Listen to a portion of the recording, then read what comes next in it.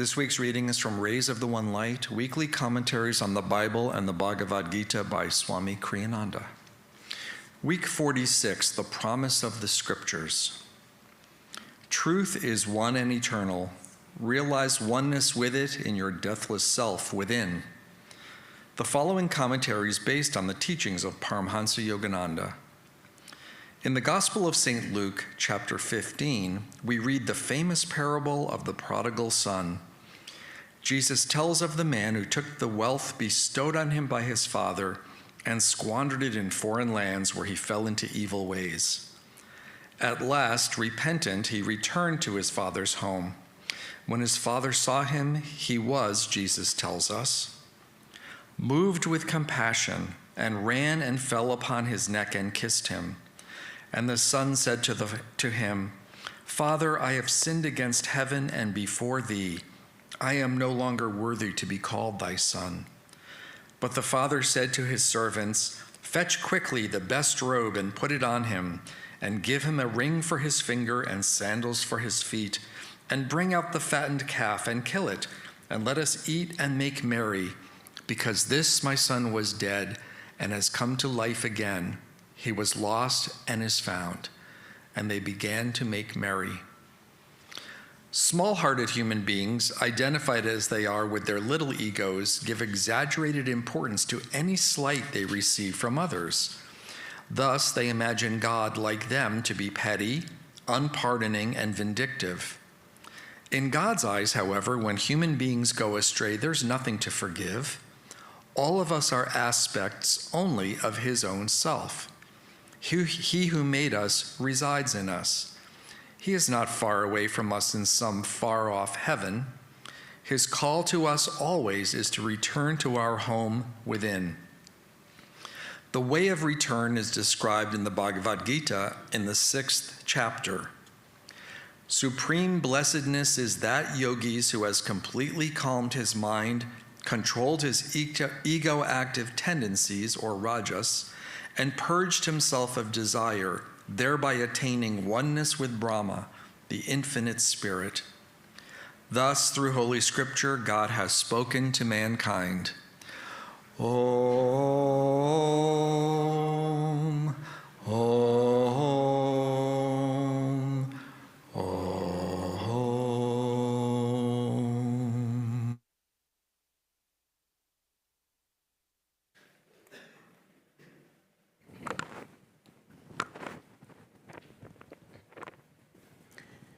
Good morning once again to everyone. I am the prodigal son, returned from foreign lands. And with my fellow pilgrims, as Lorna mentioned, we just returned from a wonderful pilgrimage throughout India, which I'll share with you about more this morning. But first, let me read to you from Whispers from Eternity and introduce my wife, Gita, is with me as well, and Lorna and Bharati together for today's Sunday service. This is from Yogananda's Whispers from Eternity, as I said, prayers and poems to God. This is number 187, Many Doors Opened Before Me. Many doors opened before me at the dawn of thy coming. O Lord, the very earth shone with life when thou camest. The very ground on which I stood thrilled me because of thee. Everywhere dumb matter spoke to me, spirit resurrected by thy touch.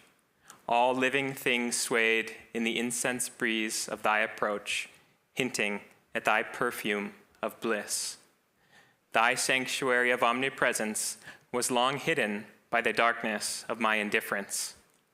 Now on the revealed courtyard of thy temple, I find thy fountain of joy gaily bubbling. With uplifted palm cups of craving, I catch and drink from the vital waters of thy solace. Lord, I know now that I shall thirst never more.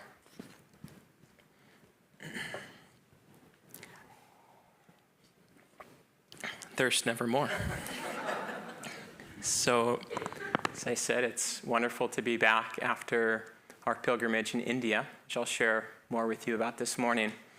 But first to touch on the topic, and we'll try to keep that theme going, of the prodigal son, this beautiful, well-known reading from the Bible. that expresses the soul's return to its home in spirit in this story of the son who was sinning, so-called sinning, in foreign lands. And it's a simple and very beautiful symbol of the soul, as I said, coming home to its oneness with God. I've been reflecting lately on something that happened to a friend, a spiritual seeker, a devotee, who made some very bad decisions. And again, the word sinning could apply, but Yogananda encouraged us not to identify or use this word or noun to describe one who sins.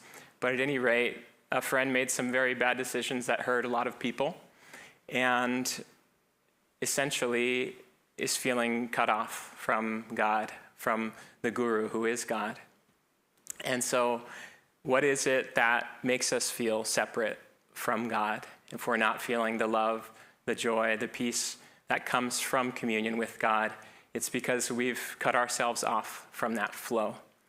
But just as the prodigal son comes home and is embraced by the Father, by the Spirit of God, God is always present in our heart, in our soul, and is only awaiting our homecoming, our turning back to God.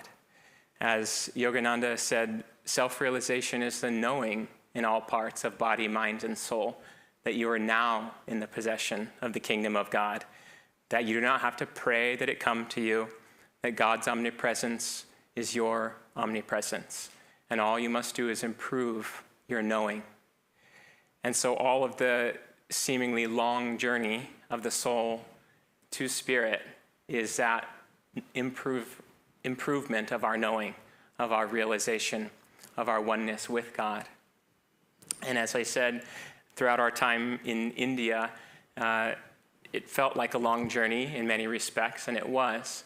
But there was always present this Spirit of God in our hearts, that everywhere we went to these many holy shrines, especially dear to our spiritual tradition of Yogananda and these masters, that there was this omnipresence of Spirit with us all the time. And as one of the pilgrims remarked towards the end of our trip visiting a Divine Mother temple atop this hill in the Himalayan foothills, she said, "I think you could probably throw a stone and hit a holy place in India." And our co-leader, Morley, said, "You would hit 2 holy places." And then another Indian pilgrim who was with us said, "The stone is probably very holy, shouldn't be thrown." And so there is this feeling of God's omnipresence, especially in a place like India, where God has been worshipped in form and in formlessness.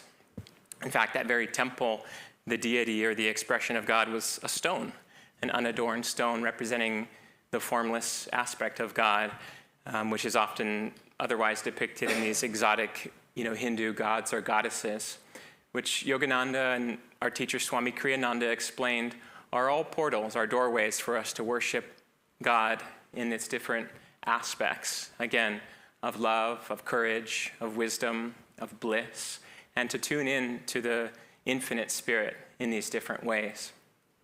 But as I said, I'll share with you just briefly, because it did feel like lifetimes as we went through these various cities throughout India and these holy shrines, and read to you a little bit excerpts from Autobiography of a Yogi, which these places and these brief readings will be familiar to you if you've read this book or if you were with us on this pilgrimage. But it speaks to the soul's, again, coming home to its oneness in God, and particularly of the relationship between the disciple and the guru, which is an expression of that coming home of the soul to spirit. We went to 4 major cities or areas throughout mostly northern India, and 5 including Delhi, which was sort of our home base at our Ananda Center there. And the first city that we went to, Varanasi, is probably the oldest continuously inhabited city in the world. It's been there far longer than any accurate historical records show, but certainly for thousands of years, inhabited is one thing, but God has been worshipped in these ways I've been saying deeply here by saints and masters and yogis throughout the centuries and the millennia. And one can feel that power in the temples, in the Ganges River that flows by it there, and in the hearts of people who are deeply, deeply devoted and, again, worshiping God in omnipresence.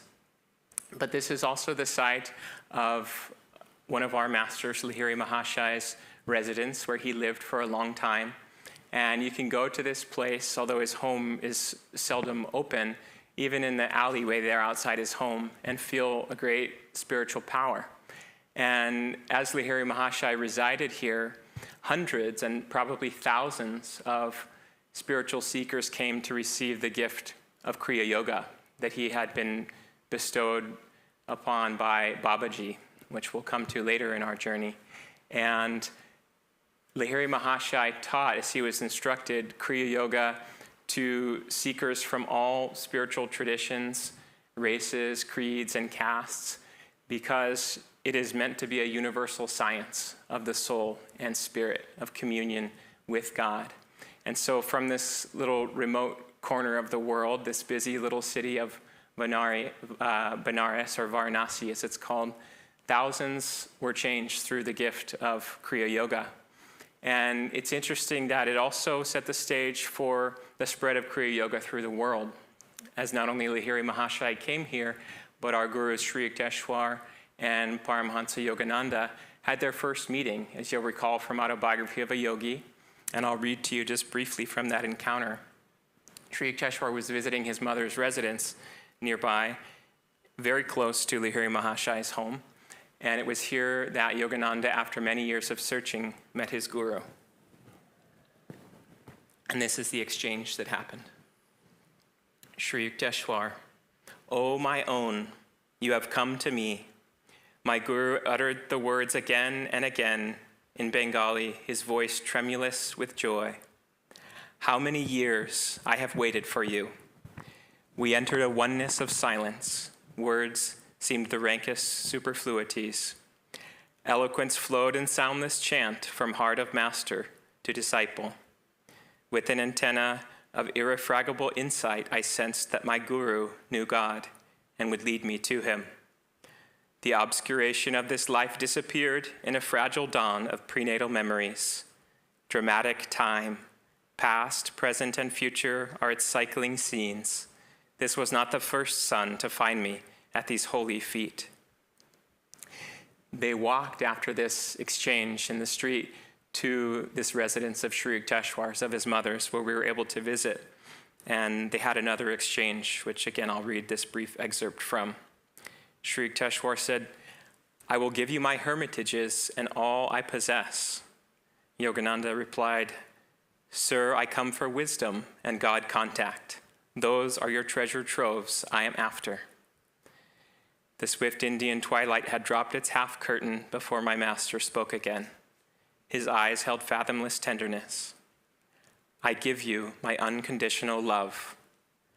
Precious words, a quarter century elapsed before I had another auricular proof of his love. His lips were strange to ardor. Silence became his oceanic heart. "Will you give me the same unconditional love?" He gazed at me with childlike trust. "I will love you eternally, Gurudeva." And finally, Sri Yukteswar replies, "Ordinary love is selfish, darkly rooted in desires and satisfactions. Divine love is without condition, without boundary, without change. The flux of the human heart is gone forever at the transfixing touch of pure love." And so this exchange of guru and disciple, as I said, represents the soul coming home to God as expressed through the guru-disciple relationship. And we could feel meditating in these places and tuning in also to the great work of our masters, all the way up to Babaji and Lahiri Mahashai. As I said, setting the stage of self-realization for this age.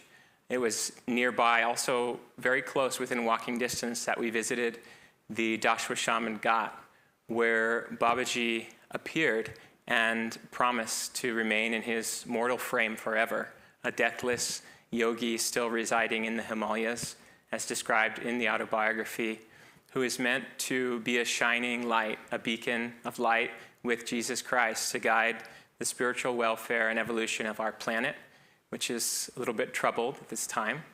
And that is the work of these great masters, as it says, one in the body and one without, but working through these great channels of spirit, of God realization to spread self-realization, Kriya Yoga, and the unity of all hearts and of soul and spirit. Again, there's a great deal more I could say about Varanasi, but we'll move on from this very special place to the next city that we visited called Puri in the state of Odisha, which is on the Bay of Bengal in eastern India. And at Puri, the primary place we visited was Sri Yukteswar's ashram, where the training of Yogananda largely took place in order to disseminate Kriya Yoga further throughout the world, especially in America. But as Lahiri Mahashai said when Yogananda was just a baby, that he would be a spiritual engine, like a mighty train that would carry millions of souls to the kingdom of God. And Sri Yukteswar and Master had a lot of wonderful exchanges you can read about. I'll share just one or two with you at this hermitage, this ashram in Puri. Sri Yukteswar's training, as Master said, Yogananda said, was often even severe, trying to help. Although he was a perfect disciple in many respects, there were times when he seemingly cut himself off from the guidance of his guru, from God, trying to flee to the Himalayas, as you can read about, and coming back to his guru's feet. In fact, that's the exchange I'll first read for you, just again very briefly. Yogananda, against his guru's advice, flees to the Himalayas and returns and says, "I am here, Guruji. My shamefacedness spoke more eloquently for me. Let us go to the kitchen and find something to eat." Sri Yukteswar's manner was as natural as if hours and not days had separated us. "Master, I must have disappointed you by my abrupt departure from my duties here. I thought you might be angry with me." "No, of course not.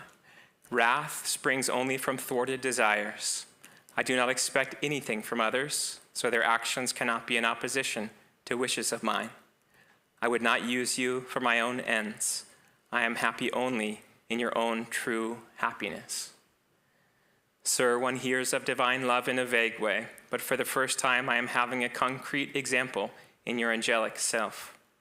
In the world, even a father does not easily forgive his son if he leaves his parents' business without warning. But you show not the slightest vexation, though you must have been put to great inconvenience by the many unfinished tasks I left behind. We looked into each other's eyes where tears were shining. A blissful wave engulfed me.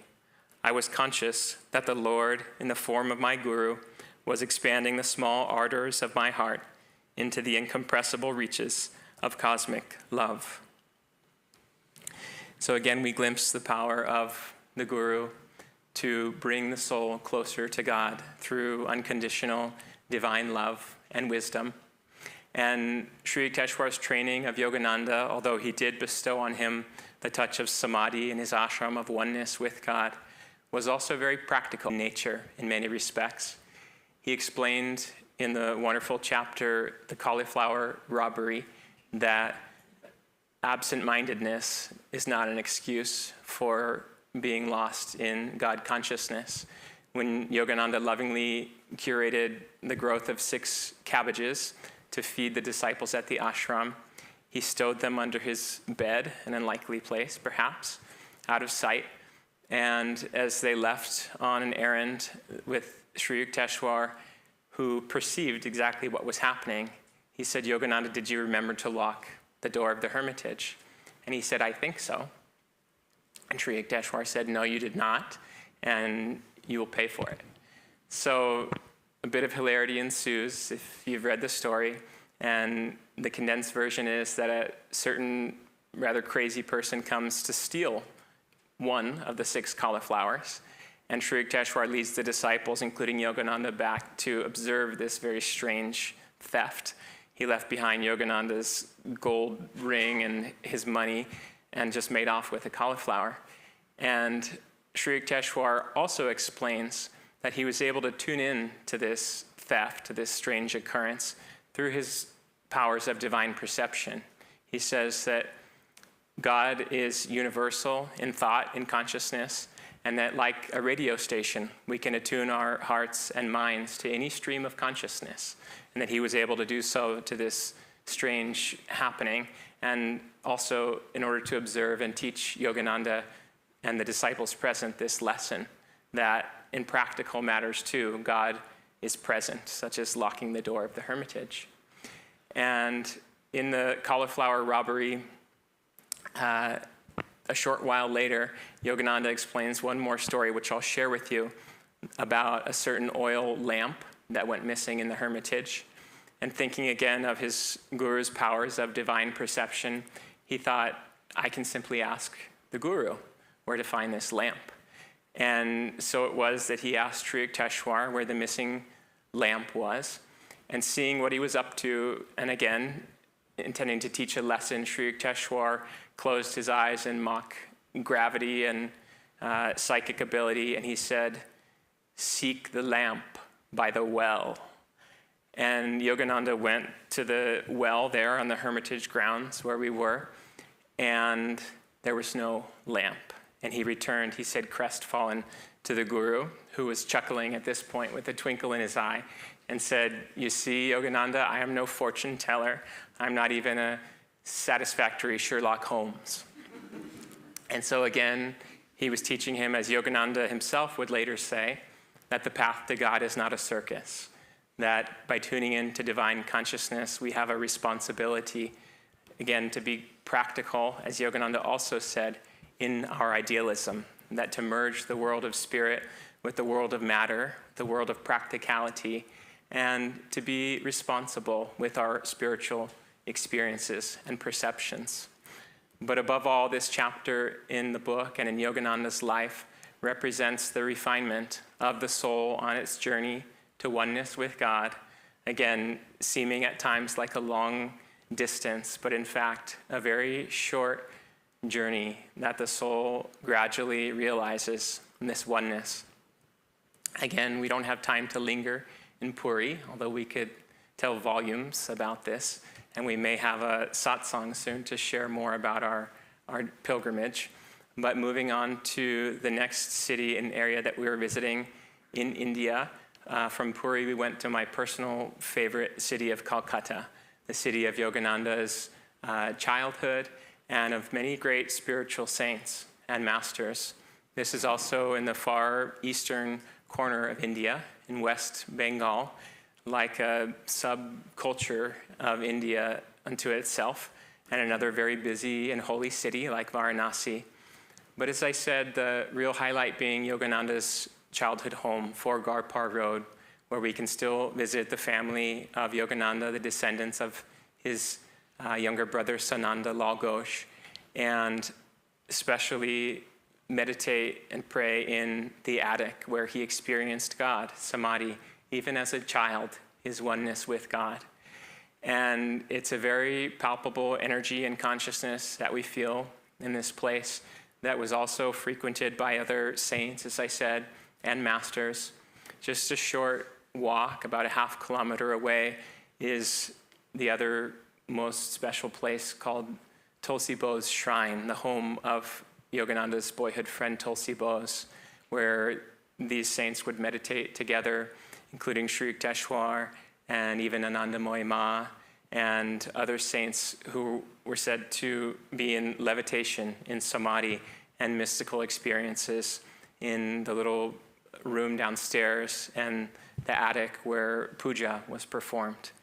And the very trident that belonged to Babaji is present, and we can see there, which turns out Yogananda tried to bring to America when he came in 1920. But much like the TSA today, they didn't approve of a 3-pointed metal trident, even if it did belong to a Mahavatar Babaji. So there it remains in Calcutta, where we can meditate and again feel these divine vibrations. But again, to meditate in these places, the soul feels very near to God. And one wonders, is it because I've traveled so far, and I'm in this particularly special place? And in some ways it is. And in other ways, that nearness of God is so present that it transcends time and space.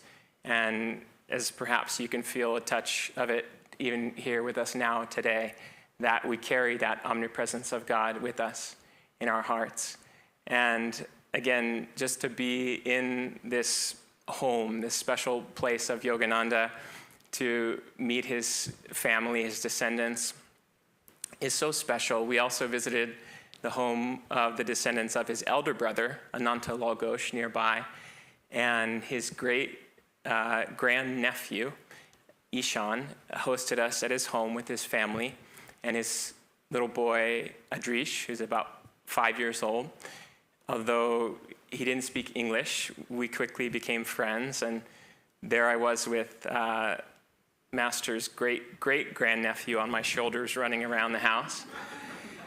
Quite an experience. And again, they hosted us with so much love. It was so touching. Ishan's mother, again, this would be great-grandnephew's wife, Durlav's wife, Bubu Ghosh, was in the hospital with a respiratory issue, fairly serious, and she's okay now. But she was needing oxygen and needing care, and we were all praying for her.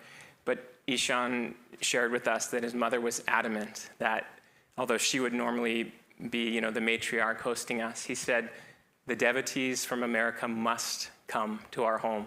And they fed us a big lunch and really opened their hearts and home to us. And Ishan, in his quiet way, told us that this is the love of the Master, that they have hundreds, really thousands of people that come to experience visiting Yogananda's home and family.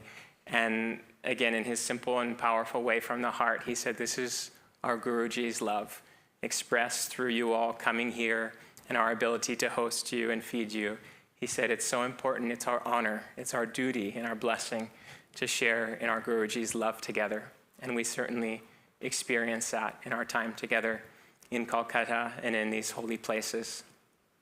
And again, we cannot linger, but we'll go on to our final pilgrimage place, very, very sacred and special, called Babaji's Cave in the Himalayas, or rather in the foothills, where in the distance you can glimpse the towering peaks of Nanda Devi and other beautiful snow-capped mountains.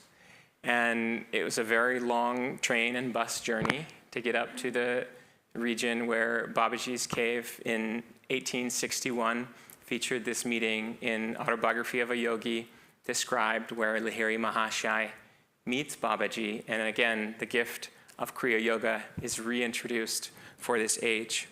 And this will be the last little excerpt I'll read to you from that experience.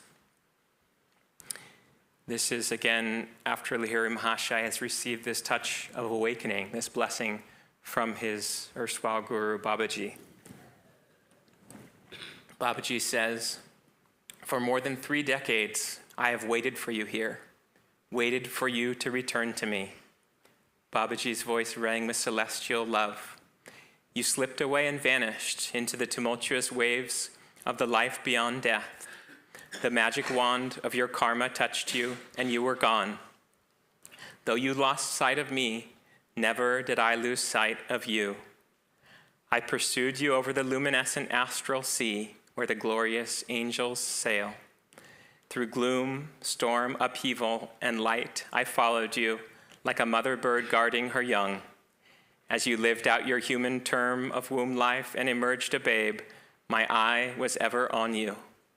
When you covered your tiny form in the lotus posture under the Nadia sands in your childhood, I was invisibly present. Patiently, month after month, year after year, I have watched over you, waiting for this perfect day. Now you are with me. Lo, here is your cave, loved of yore. I have kept it ever clean and ready for you. Here is your hallowed asana blanket, where you daily sat to fill your expanding heart with God. Behold there your bowl, from which you often drank the nectar prepared by me. See how I have kept the brass cup brightly polished, that you might drink there again. My own, do you now understand? My Guru, what can I say? I murmured brokenly. Where has one ever heard of such deathless love? I gazed long and ecstatically on my eternal treasure, my Guru in life and death. And again, this depicts the soul coming to its home in God, where in this case, Lahiri Mahashaya experienced samadhi, oneness with God, for 7 days, unbroken, before returning to his life. And again, I can't describe to you the beauty of this place, of nature, of these mountains, and this sacred place of Babaji's cave that we felt in deep meditation, in prayer, in connection with God there. But I also want to draw special attention at last to this point of Lahiri Mahashaya's return to his life as a family man, a householder, as an accountant at his time with the British military, returning to, in many respects, if not mundane, a worldly life with divine consciousness. And again, having been bestowed the gift and the responsibility of disseminating Kriya Yoga through the world, as I said he later did in Varanasi especially, but that this represents once more the soul coming home in God in its finality, but also in its responsibility to express God in all aspects of life. And that this gift of Kriya Yoga is meant to give us inner communion with God through meditation and stillness, through deep inner devotion, but also that the other side of that coin is to find God present in activity in every part of our lives, and to bring God's consciousness into every interaction, every action, and into everything we behold around us. So this journey, my friends, of the soul returning to its home in God, like the prodigal son, really isn't a journey at all. It's, as Sri Yukteswar said, a matter of leaving behind the past, that all souls have many mistakes and shames, but that we are not the past, we are not our mistakes, that in our heart of hearts, we are one with God, and that simply by turning towards God, we experience that divine love and oneness with Spirit. God bless you all. We'll have another song together.